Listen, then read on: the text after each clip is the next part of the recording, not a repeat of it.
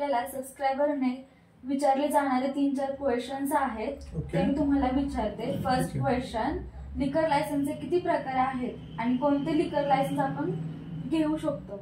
Okay, लिकर लायसन्सचे किती प्रकार आहेत? ठीक आहे, आपण लिकर लायसन्स 2 टप्प्यात घेऊया। एक म्हणजे विदेशी मद्य फॉरेन लिकर आणि दुसरं म्हणजे देशी मद्य कंट्री लिकर। ठीक आहे, फॉरेन लिकर मध्ये किती प्रकारचे लायसन्स आहेत हा पहिला प्रश्न आहे तुमचा, बरोबर आहे। FL1 विदेशी मद्य होलसेल विक्रीचे दुकान, ज्याला ट्रेडर्स म्हटलं जातं, हे आपण दोन्ही प्रश्न एकदम घेऊया। हे लायसन आता सध्या उपलब्ध आहे, काही डॉक्युमेंटची पूर्तता करून हे लायसन तुम्हाला आज देखील मिळू शकतं। FL1 विदेशी मद्य होलसेल विक्रीचे ट्रेड किंवा गोडाऊन, दुकान नाही गोडाऊन, FL1 हे उपलब्ध आहे, हे तुम्हाला आज देखील मिळू शकतं। काही कायदेशीर गोष्टींची पूर्तता करून गव्हर्नमेंट तुम्हाला इश्यू करतं। हे पहिला प्रकार। दुसरा प्रकार आहे FL2 wine shop. Wine shop म्हणजे जसं तुम्ही शहरात फिरता तिथं देशी विदेशी मद्य विक्रीचे दुकान असतं। दुकानात तुम्ही जाऊन MRP वरती देशी विदेशी मद्य बियर खरेदी करता, तिथं प्यायची सोय नसती, तुम्हाला ते पार्सल मिळतं, त्याला वाईन शॉप म्हटलं जातं। ठीक आहे, त्याला म्हणतात FL2। हे दुकान सध्या उपलब्ध नाहीये, म्हणजे गव्हर्नमेंटकडे सध्या हे दुकान गव्हर्नमेंट कुठल्याही परिस्थितीत देत नाही।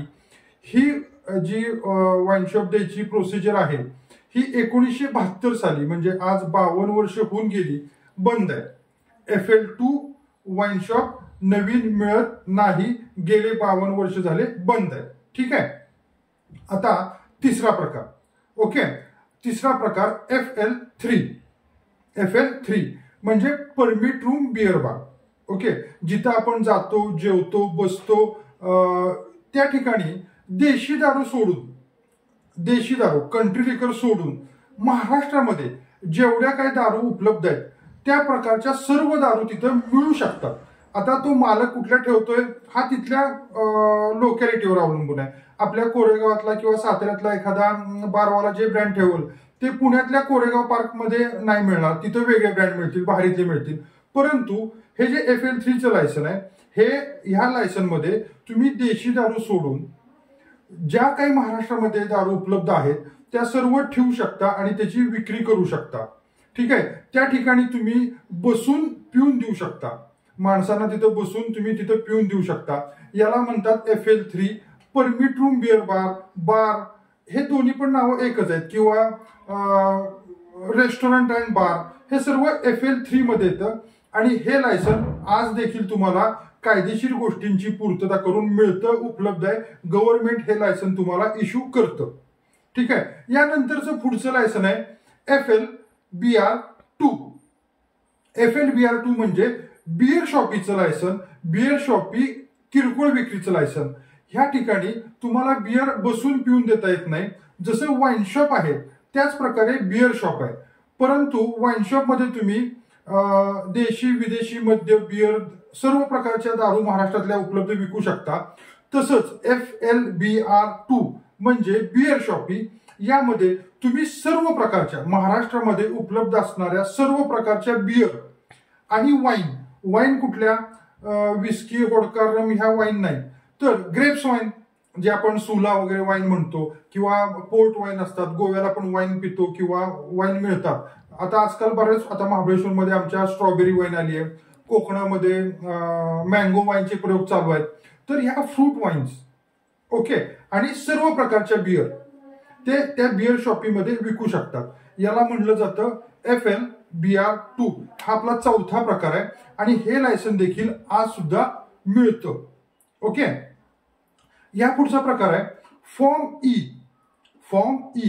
हे लायसन त्या मानानं कमी प्रसिद्ध आहे, कारण का, आणि हे जरी काढलं जातं तरी ते अगदी, आता जस्ट आपलं जे खराडीमध्ये आपली जी पार्टी एक आहे तिला आपण बघा मध्ये दिलं लीला, ओके, परदेशी जी आपल्या इथं होती तिला जे दिलं ते फॉर्म ई। त्या ठिकाणी तुम्ही फक्त माइल्ड बियर म्हणजे ज्याची स्ट्रेंथ 5% कमी आहे, म्हणजे जसं किंगफिशर स्ट्रॉंग आहे, किंगफिशर माइल्ड आहे, तर त्या ठिकाणी तुम्ही किंगफिशर स्ट्रॉंग सर्व नाही करू शकत। त्या ठिकाणी तुम्हाला किंगफिशर माइल्ड द्यावी लागते, म्हणजे ज्याची स्ट्रेंथ 5% कमी आहे ती।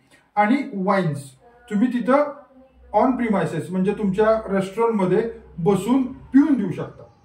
ओके. बिअर शॉप मध्ये काय तुम्ही सर्व बिअर सर्व वाईन पार्सल देऊ शकता. तसं फॉर्म ई मध्ये तुम्ही ज्या माइल्ड बिअर आणि वाईन्स आहेत त्या तुम्ही तिथं बसून पिऊन देऊ शकता. ठीक आहे. आणि हे लायसन देखील तुम्हाला काही कायदेशीर बाबींची पूर्तता केल्यानंतर नवीन लायसन गव्हर्नमेंट इश्यू करतं. ठीक आहे. आपण आता विदेशी मद्याचे 5 प्रकार बघितले, त्यामधले 4 प्रकार जे आहेत ते गव्हर्नमेंट इश्यू करतंय आणि एकच प्रकार आहे तो म्हणजे वाईन शॉप, जे गेले 52 वर्ष मिळत नाही. आता आपण देशी दारूचं पण बघूया. ठीक आहे. देशी दारू म्हणजे जसं FL1 आहे तसं देशी दारूमध्ये CL2 म्हणलं जातं. CL म्हणजे कंट्री लिकर 2. देशी दारू होलसेलचं लायसन. हे लायसन अर्ज तुम्हाला तुमच्या जिल्ह्याच्या ठिकाणी करावा लागतो. त्यानंतर तो अर्ज तुमच्या कमिशनर ऑफिस मुंबईला जातो आणि हे प्रकरण तुमचं मंजुरीसाठी मंत्रालयात माननीय मंत्री महोदय साहेबांच्याकडे जातं आणि तिथून त्यांचं मंजुरीचं पत्र आल्यानंतर कमिशनर ऑफिस मुंबईचं जे आहे हे तुम्हाला CL2चं लायसन नवीन इश्यू करतं.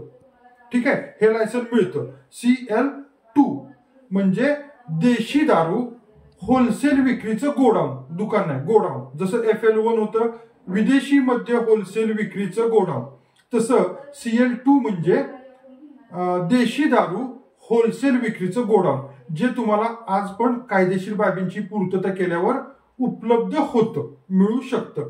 त्यानंतर देशी दारूत पुढचा प्रकार आहे तो म्हणजे CL3. देशी दारू किरकोळ विक्रीचे दुकान. जनरली आपण रस्त्याने जाताना बघतो सरकार मान्य देशी दारूचे दुकान, काळा पांढरा बोर्ड असतो ते.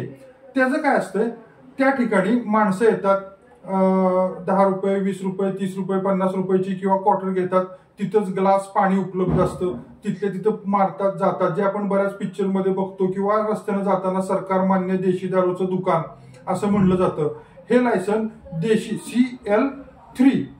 CL3 देशी दारू किरकोळ विक्रीचे दुकान किंवा देशी बार असं पण म्हणलं जातं. काही काही ठिकाणी आता आपल्या इथं तन्वीमध्ये अगदी सुंदर बसायची AC लावलाय, देशी AC देशी बार आहे तिथे तन्वीमध्ये. ओके. तर त्या ठिकाणी तुम्ही बसायची पण सोय करू शकता, AC लावू शकता. जसं आपला FL3 आहे तसं CL3 पण तुम्ही करू शकता, म्हणजे बसायची सोय. परंतु हे लायसन नवीन मिळत नाही. ज्या प्रकारे FL2 52 वर्षापूर्वी बंद झालं, ज्यावेळेस बंद झालं त्याच वेळी CL3 देशी दारू किरकोळ विक्रीचे दुकान देखील बंद झालंय. माझ्या मते तुम्हाला सर्व प्रश्नांची उत्तर मिळाली का? Thank you sir. कळालं का? तुम्हाला कळालं का? ओके.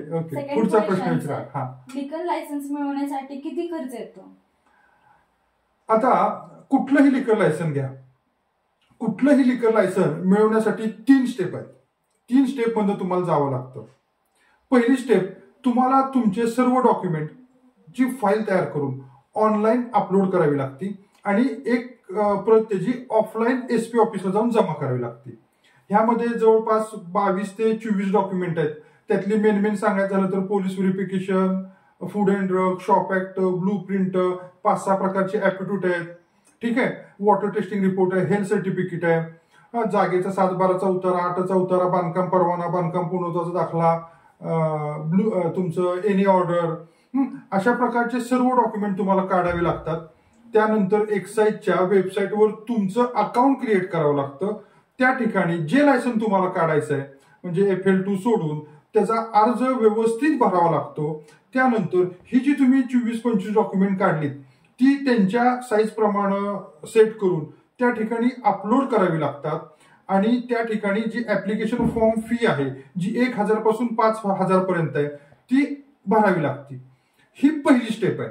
ह्या पहिल्या स्टेपला साधारण 1 लाख रुपये खर्च येतो, कमीत कमी 1 लाख रुपये खर्च येतो. म्हणजे कशाला? ही सगळी डॉक्युमेंट काढणे, सगळी डॉक्युमेंटची, आता प्रत्येक डॉक्युमेंटची सरकारी फी पण वेगळी आहे. म्हणजे कसं आहे, तुम्हाला ऑनलाईन एक्साईज समजा FL3चं ऍप्लिकेशन करायचं आहे, FL3चं ऍप्लिकेशन करायला तुम्हाला 5,000 रुपये फी आहे ऑनलाईनची, तर तुम्हाला त्यासाठी फूड अँड ड्रगचं लायसन काढावं लागतं. फूड अँड ड्रगचं लायसन काढायला देखील तुम्हाला काय काय काढावं लागतं. असे आतलातले खर्च आहेत. 5 प्रकारचे ऍप्टिट्यूड आहेत. ह्या सगळ्याचा खर्च म्हणजे फाईल तुमच्या तयार करायचा, ऑनलाईन सबमिट करायचा खर्च साधारण 1 लाख होतो. आता काही काही तुम्ही आपली बघितलं असेल, सबस्क्रायबर टाकलं, अरे बापरे आमचे 2 लाख गेले, 3 लाख गेले, परंतु ऍव्हरेजली साधारण 1 लाख रुपये खर्च येतो. थोडंफार भागीदारी असेल तर थोडाफार वाढू शकतो. स्वतःची जागा भागीदारी पण नाहीये, स्वतः काढणारे तर एक 90,000 85,000-90,000 पण होऊ शकतं.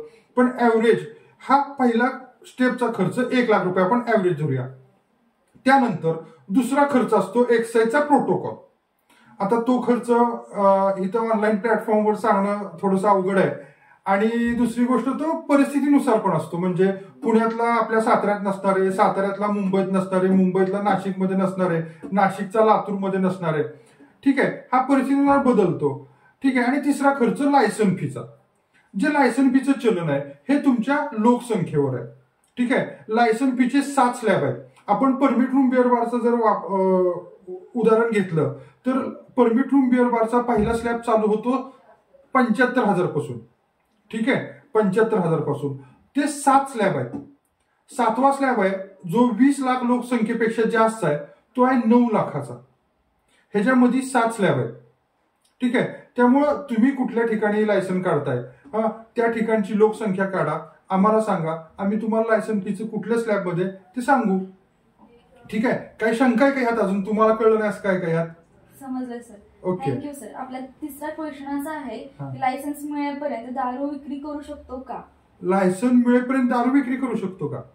म्हणजे लायसन मिळाल्याने तुम्हाला दारू? अजिबात नाही. कसं करू शकणार? दारू विक्रीच तुम्ही लायसन काढताय, जोपर्यंत तुमच्या हातामध्ये लायसन येत नाही तोपर्यंत तुम्हाला जे ट्रेडर्स असतात, जे आपण FL1 म्हणलं, ठीक आहे, आपण FL3चं लायसन काढतोय समजून चला, किंवा FL1 सोडून तुम्ही कुठलंही लायसन काढताय किंवा FL1चं पण लायसन काढताय. FL1चं लायसन ज्यावेळेस तुम्ही कंपनी दाखवता त्यावेळेसच कंपनी तुम्हाला माल देते. आणि जर तुम्ही FL3चं लायसन किंवा FLBR2चं लायसन काढताय किंवा E-फॉर्मचं लायसन काढताय तर ते लायसन जोपर्यंत तुम्ही FL1 वाल्याला देत नाही, त्याची झेरॉक्स देत नाही सर्टिफाय, तोपर्यंत तुम्हाला माल मिळत नाही. जसं तुम्हाला माल मिळणार नाही तर तुम्ही विकणार कसं? बाकी जर तुम्ही काय वाईन शॉप मध्ये इकडून तिकडून आणला आणि विकला तर ते सगळं इनलिगल झालं. आणि तसं करा असा सल्ला आपण कधीच कुणाला देत नाही.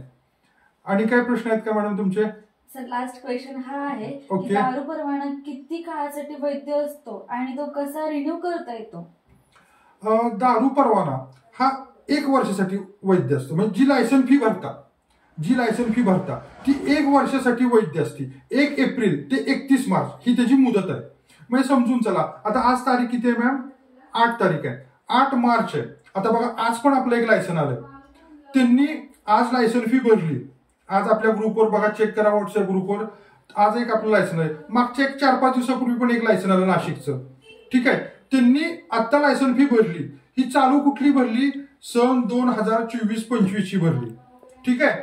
त्यांना परत 25-26 म्हणजे पुढच्या आर्थिक वर्षाची फी ही 31 मार्च म्हणजे चालू महिन्यात त्यांना 2 लायसन फी भरावी लागणार मॅम. एक चालू वर्षाची सन 2024-25 ची. ठीक आहे. त्यांनी आता भरली. त्यांना ती फी वापरायला किती मिळाली? फक्त महिना पण नाही. आणि पुढच्या वर्षीची लायसन फी त्यांना 31 मार्चात परत भरावी लागणार. मग पुढचं अख्खं वर्ष. प्रश्न परत विचारा मला, सॉरी, शेवटचा प्रश्न काय विचारा? दारू परवाना किती काळासाठी वैध असतो? 1 वर्षासाठी वैध असतो. आणि तो कसा रिन्यू करता येतो? ओके. आता हे कळालं तुम्हाला, हा 1 वर्षासाठी वैध आहे, परंतु ते 1 वर्ष कुठलं? आर्थिक वर्ष समजून घ्या. म्हणजे मी आज लायसन फी भरली, आज परवाना मिळाला की मला पुढच्या वर्षी आजच्या तारखेपर्यंत असं वर्ष नाही. आर्थिक वर्ष जे 1 एप्रिलला चालू होतं आणि 31 मार्चला संपतं, याच्या दरम्यान कधी तुम्हाला लायसन मिळालं, म्हणजे आज जरी मिळालं, ठीक आहे, आज मिळालं आपल्या एकाला, त्यानं आज लायसन फी भरली, लायसन मिळालं, तर ते वैध ह्या वर्षासाठी आहे, परंतु ते 31 मार्चला संपणार. 31 मार्चच्या आत त्याला परत पुढच्या वर्षीची लायसन फी भरून पुढच्या वर्षीचं लायसन फी भरून पुढच्या वर्षी त्याला परत ते वापरता येणार. आणि त्याचा सेकंड पार्ट काय म्हणला, सॉरी? आणि तो कसा रिन्यू करता येतो? रिन्यूअलची पद्धत सोपी आहे. एक ऍप्लिकेशन असतं, ऍप्लिकेशन भरून द्यायचं असतं. ऍप्टिट्यूड असतात, इन्कम टॅक्स, सेल टॅक्स थकबाकी नाहीये, ती जर निघाल्यास मी व्याजासह भरीन. अजून एक ऍप्टिट्यूड घेतात की आपल्या लोकसंख्येचं 2011 साली आपली जनगणना अपेक्षित होती, दर 10 वर्षांनी होती, ती आज आता 2025 साली तरी झाली नाहीये. ठीक आहे, त्याचे एक ऍप्टिट्यूड घेतात. असे 2-4 प्रकारचे ऍप्टिट्यूड असतात. लायसन फी, पुढच्या वर्षीचं लायसन फी भरल्याचं चलन असतं. आणि हे सगळं प्रकरण तुम्ही एक्सेलला 31 आत सबमिट करायचं. तुम्हाला सबमिट केल्यानंतर एक ते पोच देतात. त्या पोचवर तुम्हाला पुढच्या 15 दिवसाचा व्यवसाय करायची परवानगी असते. म्हणजे 1 एप्रिल ते 15 एप्रिल. ठीक आहे, काही ठिकाणी 15 दिवसाची असते, काही ठिकाणी महिन्याची असते. त्या एक्साईज ऑफिसचा कारभार किती मोठा आहे याच्यावर ते अवलंबून असतं. आणि त्या दिवसात ते तुम्हाला रिन्यू केलं, तुमच्या लायसनवरच पुढच्या वर्षीचा रिन्यूचा सही शिक्का मारून SP साहेबांची सही मिळून ते लायसन तुम्हाला देतात. आणि ते रिन्यू झालेलं लायसन तुम्ही परत ट्रेडवाल्यांना दिल्यानंतर पुढच्या वर्षीचा माल सुरुवात होतो. लायसन रिन्यू करायची प्रोसेस काय अवघड अजिबात नाहीये. अगदी एका दिवसात मेन लायसन फी भरलेलं चलन, 2-4 ऍफिडेव्हिट आणि ऍप्लिकेशन, बस ते एक्साईजला दिलं की तुमचं रिन्यू ऑटोमॅटिक होऊन जातं. आणि काय प्रश्न आहे का? झाले सर क्वेश्चन. Thank you sir. माझं समाधान झालं का? तुम्हाला कळालं का? तुम्हाला कळालं का? मुद्दा मी तुम्हाला प्रश्न विचारायला बसवलंय की तुम्हाला पण त्याची माहिती यावी आणि तुम्हाला पण त्या शंका होत्या. खूप छान पद्धतीमध्ये तुम्ही आम्हाला समजावून सांगितलं, क्वेश्चनचे आन्सर दिले, त्याबद्दल खरंच थँक्यू. Okay, bye.